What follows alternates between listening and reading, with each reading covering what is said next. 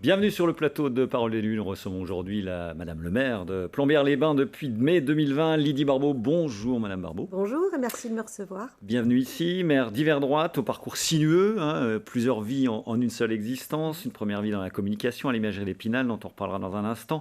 Une deuxième comme enseignante en maternelle et donc désormais élue à plein temps. C'est votre métier aujourd'hui. D'où vient cet engagement? Comment ça s'est fait? Comment est-ce que ce parcours sinueux a abouti à l'hôtel de ville de Plombières? Engagement politique, un hasard complet, puisque moi j'ai jamais eu la prétention de dire j'ai envie d'être maire de Plombières, qui même me suivent et on fait une liste. C'est parti d'une envie de faire autrement et d'un collectif d'habitants. Et je me suis retrouvée choisie par mes pairs pour mener la liste et donc être maire. Par contre, je pense que c'est l'aboutissement d'un engagement au niveau de la société, que ce soit dans les associations ou auprès des enfants dans l'école.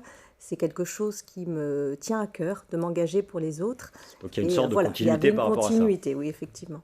Un mot comme nous le faisons toujours sur vos indemnités, qui s'élèvent à 2 400 € net, un peu plus, 2 450 je crois, ça. en tant que maire, l'équivalent de peu ou prou de votre salaire précédent en tant que directrice, peut-être un petit peu plus alors, quand même. Pas directrice, enseignante. Ouais. Oui, je voulais, comme je n'aime pas faire les choses à moitié, donc j'acceptais de m'engager totalement pour ma commune, mais en contrepartie, il fallait que j'arrête mon travail et donc que je puisse faire vivre ma famille aussi. Donc être élu, ce n'est pas du bénévolat. Il y a eu des commentaires, il y a eu des choses dites. Comme toujours, oui, il y a toujours des commentaires sur les indemnités des élus, c'est toujours trop. C'est vrai que c'est souvent ce qu'on entend par rapport à ça. Nous sommes en pleine quête de parrainage pour les candidats de l'élection présidentielle. Vous êtes très, très sollicité, j'imagine, comme beaucoup de maires. Vous recevez beaucoup de coups de fil. Alors, on a reçu énormément de demandes par mail ou par courrier. On commence à recevoir des coups de fil, effectivement. Moi, je scinderais bien les deux choses. Il y a la notion de parrainage et la notion de soutien à un candidat. Alors, sur le parrainage, vous en êtes où? Moi, sur le parrainage, je pense que je donnerai mon parrainage à quelqu'un. Mais si je le donne, ce n'est pas pour soutenir ce candidat, c'est pour faire vivre la pluralité de la démocratie. Et cette personne pourrait être Gaspard Koenig qu'on voit derrière nous? Alors ça pourrait être Gaspard Koenig pour la simple et bonne raison que c'est le seul que je connaisse personnellement, puisqu'il y a 2 ans, il a entrepris un voyage à travers la France à cheval, sur les pas de Montaigne et qu'il s'est arrêté à Plombières, comme Montaigne. Pendant 4 jours, parce qu'il a besoin de se reposer. Et on a beaucoup philosophe, essayiste, avec un mouvement désormais qu'il a appelé simple, il se bat surtout contre le surplus de normes en France. C'est ça qui vous intéresse aussi, c'est ce discours-là qui vous intéresse? Alors, tout ne m'intéresse pas dans son discours, qu'on soit bien clair. Et je dois échanger avec lui prochainement. Par contre, cette notion de simplification administrative, je pense que tous les Français seront d'accord là-dessus. On a tous une anecdote là-dessus, ça devient invivable. Donc ce serait du parrainage, pas forcément un soutien. En termes de soutien, on va vous proposer une brochette un petit peu des candidats avérés. Est-ce que vous avez déjà tranché parmi... alors ça, c'était évidemment le tour final de l'élection précédente, mais il y a beaucoup d'autres possibilités. Où est-ce que vous en êtes sur votre réflexion? Sachant que je disais, vous êtes considéré comme d'hiver droite. Oui, d'hiver droite, oui, même le champ est assez large. Alors, où j'en suis aujourd'hui, c'est que je trouve j'ai peur que les Français votent par rapport à leur peur ou contre quelqu'un. Et moi, ce que j'aimerais bien, c'est qu'on nous donne envie de voter pour quelqu'un. Un vrai vote d'adhésion. Un vrai vote d'adhésion. Moi, aujourd'hui, il n'y a pas un seul candidat qui me propose un projet de société qui me fasse envie, qui me fasse vibrer. Donc la réflexion, on est là. Sur les législatives, qui sera le deuxième coup derrière, on vous a consulté, qu'est-ce qu'il en est? Vous êtes quand même un élu qui compte maintenant dans la 3e circonscription, qui est pour l'instant détenue, entre guillemets, par le député Christophe Negelen.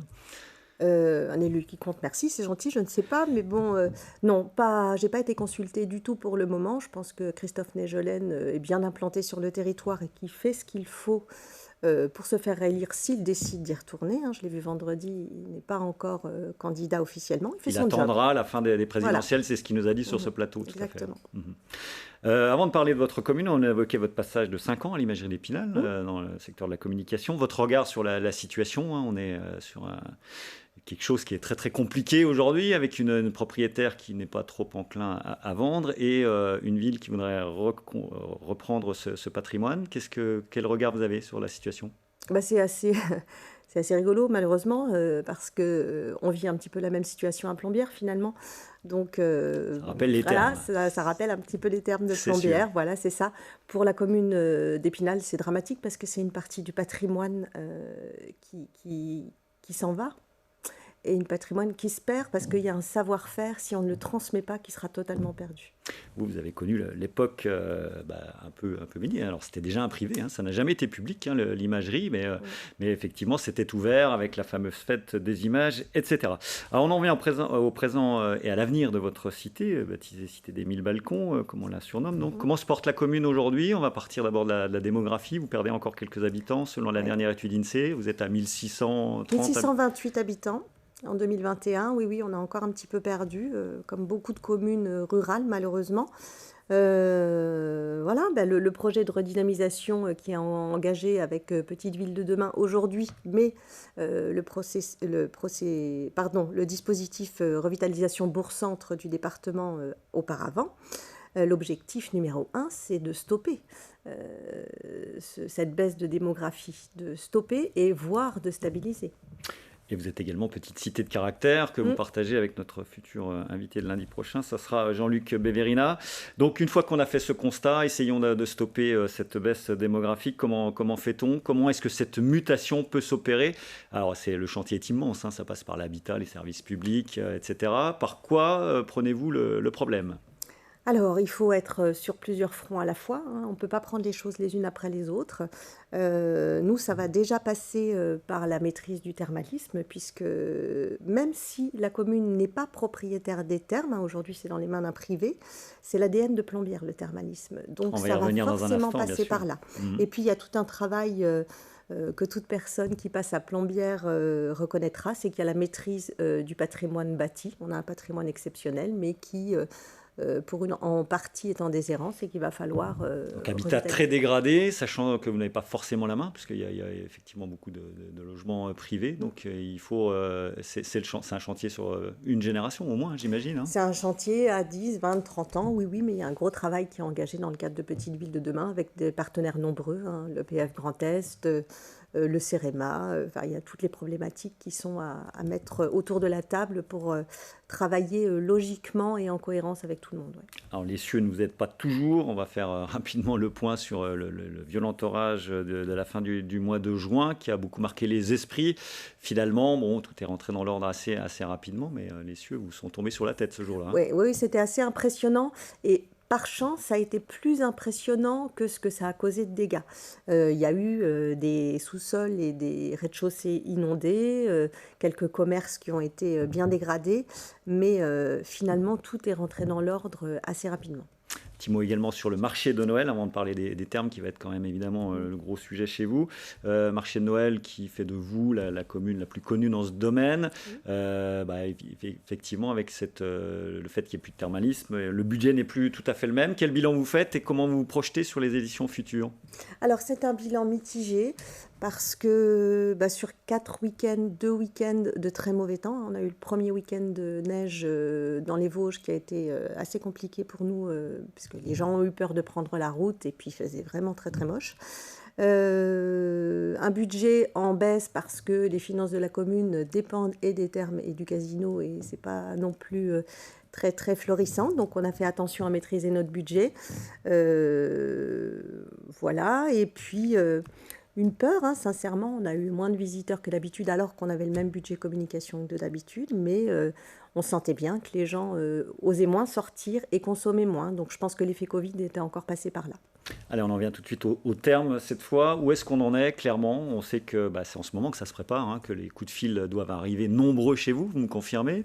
Oui, alors ils devraient arriver nombreux à la compagnie thermale, puisque c'est la compagnie thermale qui prend les réservations. Et voilà, la mairie et l'office du tourisme font un petit peu standard. Donc c'est un petit peu la 4e dimension en ce moment. Alors on va juste rappeler que c'est la société avec, ex-Doxt Gessio, qui est donc propriétaire, Monsieur Ben Saïd.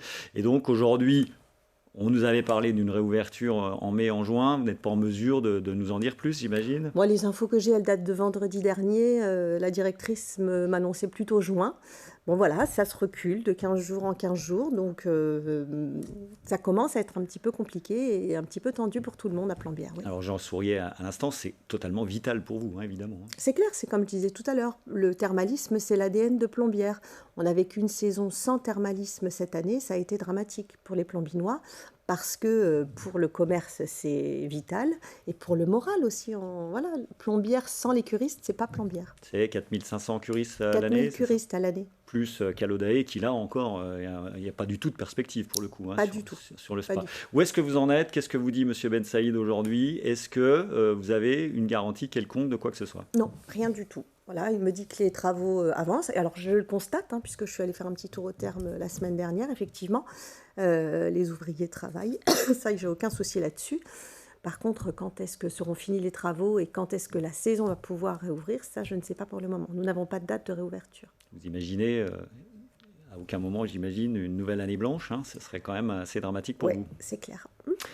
Un tout petit mot pour finir sur la communauté de communes des Vosges méridionales. Logique d'y siéger, pourtant vous n'y êtes pas. C'était un choix au départ. Aujourd'hui, vous regrettez, vous auriez souhaité y être, vous souhaitez y être? Alors j'y suis parce que la présidente a eu la bonne idée de fusionner et le bureau de la communauté de communes et la conférence des maires. Donc je suis au bureau tous les un mardi sur deux. Donc c'est moi qui suis au quotidien ce qui se passe à la communauté de communes.